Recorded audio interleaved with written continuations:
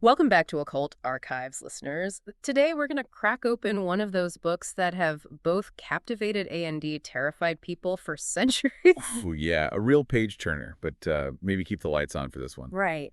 We're talking about the Kabbalah, the system of Jewish mysticism that's been whispered about in hushed tones. Hmm. It's been feared, revered, studied by scholars, and even dabbled in by some pretty famous folks outside of Judaism. Like Raymond Lully, that Dr. Illuminatus guy. And then there's Pico della Mirandola, Renaissance man extraordinaire. Right, right, and it's not just those guys. Think about the influence on someone like Paracelsus, the alchemist, or Jacob Boehme, that mystic, always pushing boundaries. These weren't just casual admirers. No, they saw the Kabbalah as something, well, powerful, almost dangerous in its potential to unlock hidden knowledge. Exactly, it was like a key to the secrets of the universe, maybe even a direct line to the divine itself. And that kind of power, well, it can be alluring or absolutely terrifying. For most folks, it was a bit of both. Oh, for sure. I mean, even the word Kabbalah itself kind of hints at this idea of something secret. Hidden, comes from the Hebrew kibbel, meaning reception. Like you're receiving this ancient wisdom passed down through generations, almost like a whispered secret. And early on, it really was like that. Like in the Mishnah, the Midrash, the Talmud, Kabbalah could basically mean the entire Jewish tradition. It was that broad. Oh yeah, it could even include the prophetic writings and the later books of the Hebrew Bible. But for our deep dive today, we need to be a little more specific. We're not going down the rabbit hole of those miraculous origin stories. The whole receive directly from angels on Mount Sinai kind of thing. Exactly. Instead, we're going to dig into the actual historical development of the Kabbalah, what we now call the secret wisdom, or Chokmah Nistara. Right, peeling back those layers to see how these ideas actually formed. So we're going to start with those early mystical leanings within Judaism. How did those first sparks of esoteric thought ignite? It's fascinating to consider how after the Babylonian exile, there's this almost an instinctive turn towards theosophical speculation. Yeah. Like, how does God connect with creation? What's the relationship there? And that led to some intense focus on two big ideas. Yeah, the story of creation itself, Yeah. right? That's huge. And then there's the Merkabah vision that Ezekiel describes, that chariot, those celestial beings.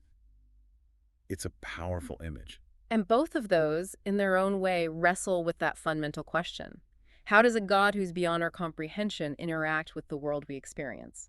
And there's even evidence that early on during the Mishnaic period, there was this awareness of esoteric doctrines, ideas that were considered too potent, maybe too easily misinterpreted to be discussed openly. Right, like there's that famous warning in Chagiga that says you shouldn't discuss the details of creation with more than two people, and the vision of the divine chariot with only one person, and only if they're already pretty knowledgeable. It's like they're saying, hey, this stuff is powerful, handle with care. Yeah, and then you've got that story of the four sages who enter the enclosed garden.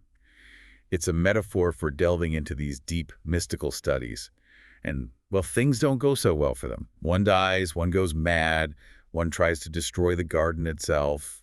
Only one makes it out unscathed. It's a cautionary tale built right into the tradition. And this mystical current didn't just stay in Palestine, it's spread to Babylonia. Yeah, and that's where you get these men of faith. They claim to have all these supernatural abilities, through incantations and invoking divine names. They even use amulets inscribed with these names, right? Oh, absolutely. They believe those could work miracles. So we've got these early stirrings of mysticism.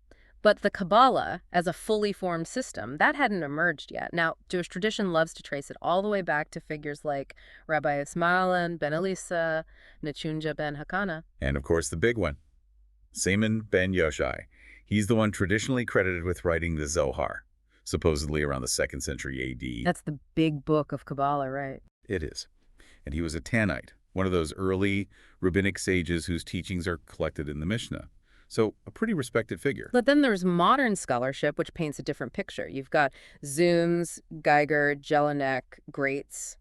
They all argue that the Kabbalah, as a distinct mystical system, actually developed much later, starting around the 7th century and reaching its peak with the Zohar in the 13th. Yeah, that's a pretty big difference in timelines. Huge. So why this discrepancy? What was going on in the Middle Ages that gave rise to the Kabbalah as we know it? Well, for one thing, there was this reaction against what some saw as a too literal anthropomorphic view of God. Like, portraying God in human terms was seen as limiting. Mhm. And then you had the growing influence of rationalist philosophy, especially Maimonides. Right. Maimonides was all about reason and logic. Exactly. Mhm. And while his approach brought clarity to some aspects of Judaism, others felt it neglected the deeper, more mystical dimensions. So the Kabbalah emerged as a kind of counterbalance. And Spain becomes this unlikely center for its development. You got it. Spain was the real home of the Kabbalah during this crucial period. And ironically, it was the expulsion of Jews from Spain that helped spread its influence even further. It's like they were forced to leave, but their ideas took root in new places. And it wasn't just a purely internal Jewish development either, right? No, not at all.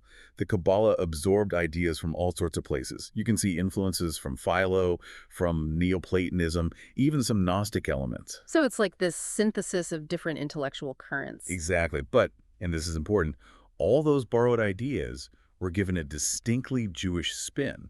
Like they were reinterpreted through the lens of the Bible and the Midrash. Okay, so we've got the early stirrings, the debate about origins, the influence of Spain. Now, let's zoom in on this pre-Zohar period, those centuries between the 7th and 13th. What were the big ideas brewing? Well, the mysteries of the Merkabah continue to be a big focus. You see that in the Hekalot literature, those texts attributed to Ismail ben Elisa, they're filled with these vivid, almost psychedelic descriptions of God's throne and all those angels surrounding it. I can only imagine. And those core Kabbalistic doctrines, like Ein Sof and the 10 Sephiroth, were those already present? Not quite yet. Those emerge later. So it's like the groundwork is being laid, but the full structure hasn't been built yet. That's a good way to put it. Then you have the alphabet of Rabbi Akiba, or Othijat de Rabbi Akiba in Hebrew.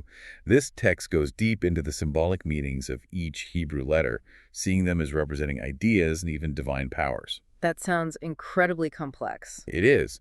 Like, for example, they would use gematria, which is assigning numerical values to letters, to interpret verses. Give me an example. Okay, so they look at Psalm 34.8. The Lord is nigh unto them that are of a broken heart. Then they use gematria on the phrase, above it said the seraphim, from Isaiah 6.2. They calculate the numerical value of mimal lo, which means above it, and arrive at 36,000. They multiply that by 10 for symbolic reasons and get 360 mils about. That's supposed to be the distance in miles between the angels and God. They even go further and calculate the immense size of God's body using this approach. It's all very numerical and symbolic. Wow, so they're really playing with the Hebrew language, trying to unlock its hidden secrets. Absolutely. And they also talk about the book of Enoch in this text. Yeah. You know, the Enoch who was taken up by God and didn't die. Right, right. Well, in their interpretation, Enoch becomes the angel Metatron, who's even referred to as the little god. It's like this incredible elevation of a human figure. So there's this real flowering of mystical ideas, but not everyone was on board, right? We talked about Maimonides. Oh yeah, Maimonides. He was a staunch rationalist. He had no time for this mystical stuff. He called out the nonsense of people writing charms and amulets and claiming to work miracles. So you have this tension between the rationalists and the mystics. Very much so.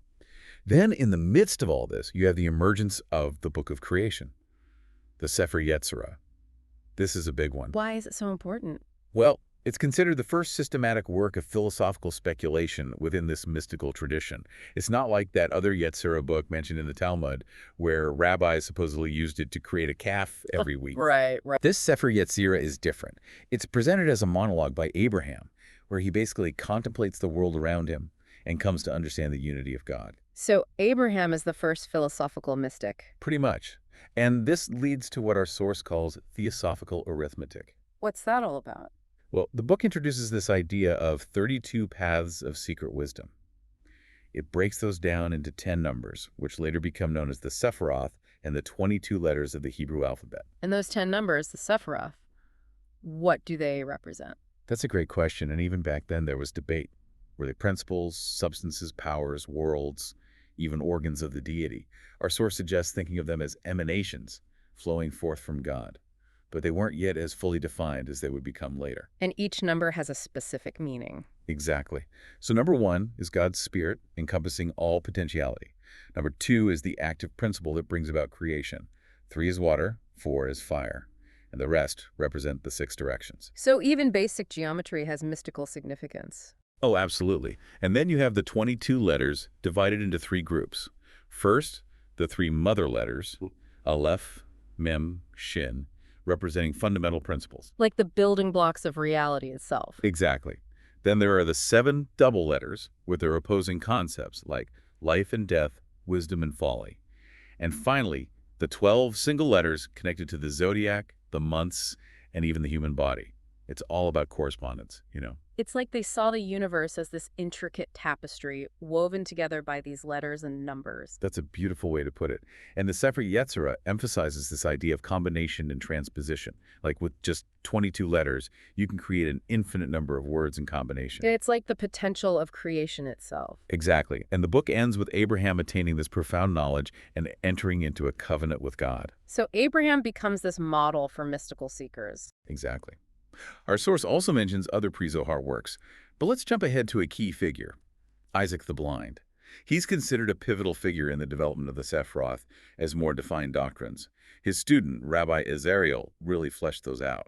And Azariel's commentary on the 10 Sephiroth, what were its key ideas? Well, he established Ein Sof as the ultimate source of everything. He said the Sephiroth emanate from Ein Sof, acting as bridges between the divine and the created world. Importantly, he stressed that they're emanations, not creations, meaning they're more intimately connected to God. And he named them, giving them specific characteristics and associating them with different realms of existence. So the Sephiroth are becoming less abstract, more defined. What about the Sefer Bahir, that other text mentioned? That one's interesting. It's attributed to a much earlier figure, but it likely dates from this period. It introduces the idea of a pre-existing metaphysical matter and, importantly, the doctrine of metempsychosis, the transmigration of souls. But even then, it was still in its early stages. And then there's the story of Moses Nachmanides converting to Kabbalah. That's a big deal because he was initially a supporter of Maimonides. Huge. Nachmanides was a renowned scholar, and his embrace of Kabbalah gave it a lot of credibility. There's this anecdote about his conversion involving a Kabbalist escaping execution through mystical means. It's probably apocryphal, but it shows how Kabbalah was gaining momentum. So it's attracting serious attention now. What about the Masechet Azaluth, the treatise on the emanations? That one's attributed to Rabbi Isaac Nasir, and it dives deeper into this idea of emanation, introducing 4 distinct worlds, each corresponding to a letter in God's name, YHVH. Azila is the most divine, inhabited by the Shekinah. Then Bariah, the realm of soul, Chizira, the realm of angels and demons, and finally Asia, our material world. So a more complex cosmology is emerging. Absolutely. And then you have Todros Abulafia converting, attracting several influential Kabbalists like Isaac ibn Latif and Abraham Abulafia, even though they have very different approaches. Right. Isaac ibn Latif was trying to bridge philosophy and Kabbalah. What about this other Abraham Abulafia? He was a bit of an eccentric. He wanted to achieve direct prophetic inspiration through a higher Kabbalah. He used all sorts of techniques, analyzing divine names, wearing specific clothes, intense meditation, even rhythmic movements, all to induce this ecstatic state where he believed he could receive divine revelations. And he was pretty critical of the more standard Kabbalah, calling it superficial. So a lot of different paths within this mystical tradition. Definitely. But then comes Moses de Leon, the author of the Zohar, the Splendor. He's the one who really codified and popularized much of what we now think of as Kabbalah. And he initially tried to publish his works under his own name, but It didn't work out so well. So he came up with a brilliant, if somewhat deceptive, plan. He attributed his writings to the legendary rabbi Simon ben Yochai, that 2nd century sage. And to make it even more convincing, he wrote it in Chaldee, an ancient language that sounded mysterious and otherworldly. and that strategy worked like a charm, right? The Zohar exploded in popularity. Big time. It was considered a divine revelation by many, even studied by Christians. And it offered this incredibly comprehensive and imaginative system, weaving together biblical interpretation, cosmology, the nature of God, angels, demons, even the human soul. So what exactly is the Zohar? What form does it take? It's a commentary on the Torah, the first 5 books of the Bible, but it's a mystical, allegorical commentary full of stories and dialogues. It's not like a dry academic treatise that's got these 3 main appendices too. Oh, tell me about those. Okay, so first you've got the Sefer Yetzirah, the Book of Secrets, which dives into the mysteries of creation. Then there's the Adera Rabbah, the Great Assembly, where Rabbi Simon's disciples discuss all sorts of deep stuff like the nature of God and how he revealed himself. Finally, you've got the Adera Zuta, the Small Assembly, which summarizes some of those discussions and also tells the story of Rabbi Simon's death. So it's like a multi-layered text. Is there more? There are these other smaller parts too. The Saba, which is like a conversation between Rabbi Simon and Elijah about reincarnation. The Reya Mahimna, with dialogues featuring Moses and even God himself. And then there's the Midrash Han-Nilam, which offers mystical interpretations of various biblical passages. Wow, so it's a rich tapestry of different texts all woven together. Exactly. But there's this big question mark hanging over it. Who really wrote it? Jewish tradition says it was Rabbi Simon ben Yochai, but modern scholars are pretty convinced it was actually Moses de Leon in the 13th century. What makes them so sure? Well, there are several clues. First, the Zohar praises its author like crazy, calling him the sacred light, and even putting him above Moses. It's unlikely that Rabbi Simon would have written about himself this way. Then, the Zohar actually quotes the Hebrew vowel points, which didn't exist until centuries after Rabbi Simon's supposed lifetime. Oopsie. Any other evidence? Yeah. The Zohar mentions the Crusades and events from the 1200s, which is another clear sign it couldn't have been written in the 2nd century. Plus, those core Kabbalistic doctrines like Ein Sof and the Sephiroth weren't really developed until the 13th century. Even earlier Kabbalists didn't seem to know about the Zohar. So what you're saying is that Moses de Leon basically invented this whole thing. Not exactly invented, but he certainly compiled and shaped it into the form we know today. And there's even evidence that he plagiarized himself. A scholar named Jelinek discovered that some passages in the Zohar are actually translations of Moses de Leon's earlier works into Aramaic. So he basically took his own stuff, changed the language, and slapped Rabbi Simon's name on it. Pretty much. And it seems like money was a motivating factor, too. He supposedly told his wife that his books wouldn't sell under his own name, so he needed a more famous author. Clever, but maybe not the most ethical approach. No, not really. But regardless of its authorship, the Zohar had a huge impact on the development of Kabbalah. It's like it became this central text, the foundation for everything that came after. So how did Kabbalah evolve in the post-Zohar period? Well, it really took off. It became incredibly popular and influential, even though some people saw it as promoting superstition and focusing too much on things like Satan and evil spirits. Right, it wasn't all sunshine and rainbows. No. Definitely not. You had different schools of thought emerging, with some trying to reconcile Kabbalah with traditional Jewish philosophy. Others, though, became quite extreme, denouncing anyone who didn't accept the Zohar as absolute truth. Sounds like things were getting a bit heated. Definitely. Yeah. And then you had the rise of these wonder workers in Palestine claiming to perform miracles using Kabbalistic knowledge. Moses Cordovero was one, but the most famous was Isaac Luria. I've heard that name. Didn't he claim to talk to Elijah? Yep. He said he received revelations from Elijah and other deceased mystics. He developed a more practical, almost magical form of Kabbalah, and his teachings became hugely influential. So Luria took things to a whole other level. Absolutely. His disciples spread stories of his miracles, and his system of reincarnation and soul combinations really took hold. It even led to some groups basically forming their own branch of Judaism based on Luria's teachings. So Kabbalah was diversifying, branching out in different directions. Definitely. And then you have Chaim Vital Calabrese, who was Luria's main disciple. He's the one who systematized Luria's teachings in a book called The Tree of Life. That sounds like a bestseller. It was. It became the standard text for Lurianic Kabbalah. Of course, there was still opposition.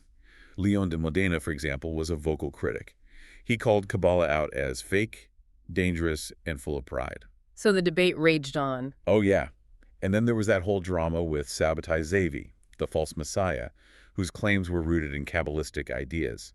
His conversion to Islam was a huge blow to many. A real crisis of faith. Absolutely. And the controversies didn't end there. You had Jonathan Ibenschutz and Jacob Frank, both associated with Sabbatianism, stirring up more trouble.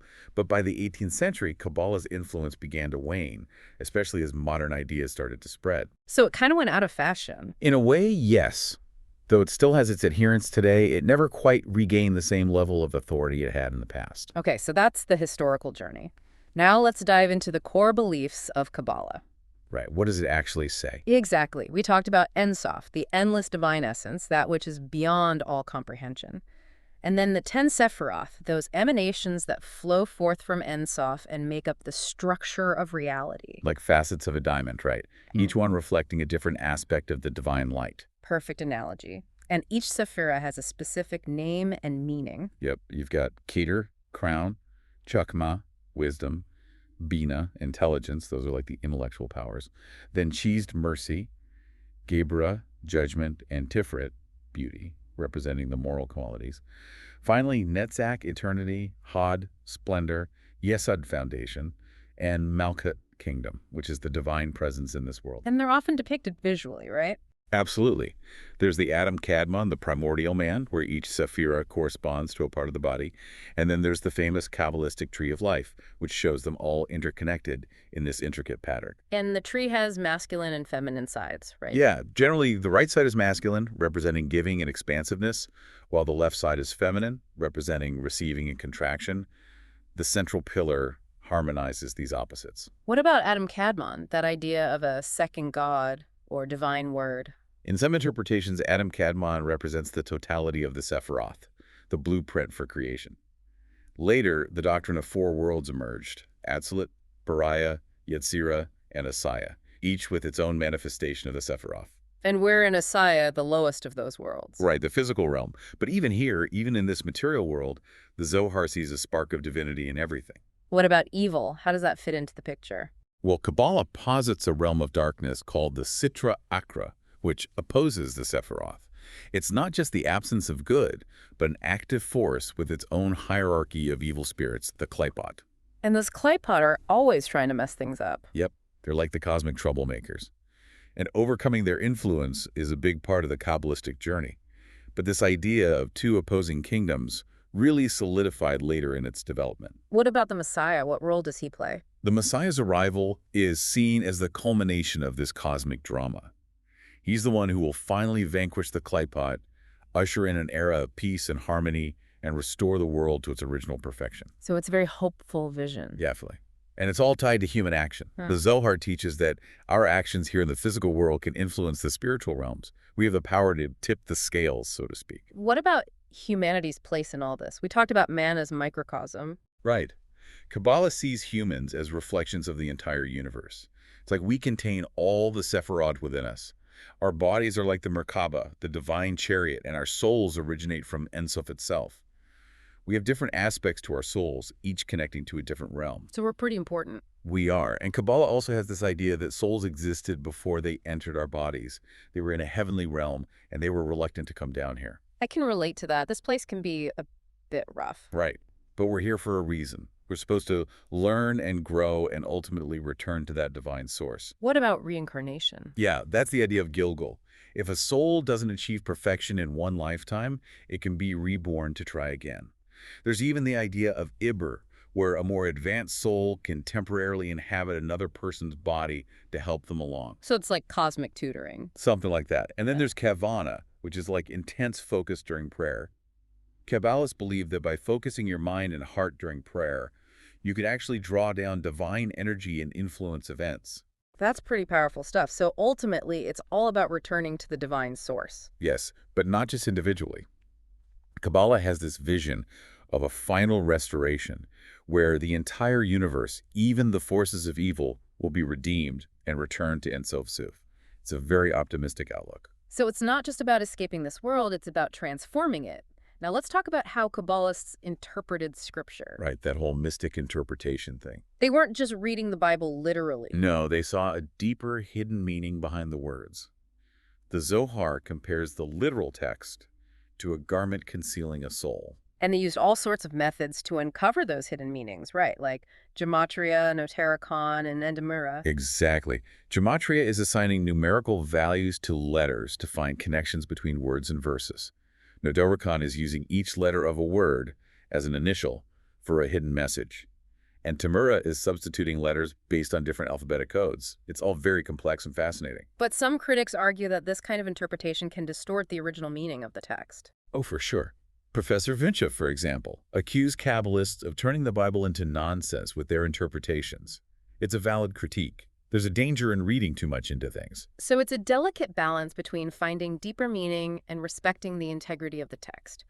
Now let's wrap up by talking about the Kabbalah's relationship with Judaism and Christianity. Right. How did it fit into the bigger picture? Exactly, because it introduced some ideas that were pretty radical for its time. Oh, yeah. Like the idea that God emanates into these 10 Sephiroth. Some people saw that as a departure from traditional monotheism, and Kabbalists often viewed Kabbalah as superior to the Talmud and philosophy. They prioritized mystical interpretation over literal study, which ruffled some feathers. So it challenged the established hierarchy. Definitely. And it also influenced rituals, with the addition of Kabbalistic formulas and prayers. There was even this practice that resembled the Catholic Mass for the souls, which is pretty interesting. Very interesting. And those practical applications of Kabbalah, like using the Psalms for specific purposes? Right, that became very popular. And Kabbalistic ideas also influenced the rise of Hasidism in the 18th century, with its emphasis on mystical experience and the role of the tzaddik, the righteous leader. So it left a lasting mark on Jewish thought and practice. Absolutely. And it's important to remember that the Kabbalah also influenced Christian thinkers. They saw in it a kind of ancient wisdom that resonated with their own beliefs. So it crossed religious boundaries. It did, and it continues to fascinate people today. It's a complex, multifaceted system that speaks to the enduring human desire to understand the mysteries of the universe and our place within it. Well said. Thank you for joining me on this deep dive into the Kabbalah. It's been my pleasure. We've only scratched the surface, but hopefully this has sparked your curiosity to explore further. There's so much more to discover, from the intricacies of the Zohar to the lives of these fascinating figures. And as you delve deeper, think about this. What is it about the human mind that seeks out hidden meanings and connections? The Kabbalah offers one answer to that question. And that's a question worth pondering. Thanks for listening, everyone. We'll see you next time on Occult Archives. Until then.